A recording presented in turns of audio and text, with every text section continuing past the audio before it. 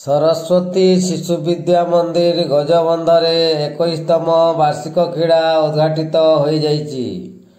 उक्त दिवस रे मुख्य अतिथि भावे रमेश साहू, सरपंचक प्रतिनिधि, ग्राम पंचायत अंधारी मांझी, संतोषिनी मुदुली, समिति सभ्या गजबंध, डोलामणि सेठ, संपादक दिलीप कुमार साहू, युग्म संपादक उपस्थित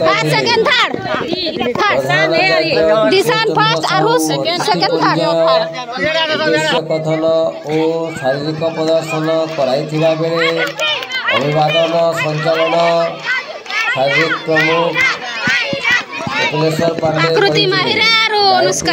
संयोजना करथिले। दौड़ सौकी, कौशल्या, नीरू, ममता, सेलोनी, गौतम, मानसी और गोलारे नीला, लिंग, शत्रुघ्न साहाय्य करथिले।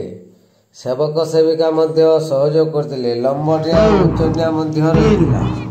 4 5 6 7 8 9 10 11 12 13 14 15 16 2 3 4 5 6 7 8 9 10 11 12 13 14 15 16 1 2 3 4 5 6 7 8 9 10 11 12 13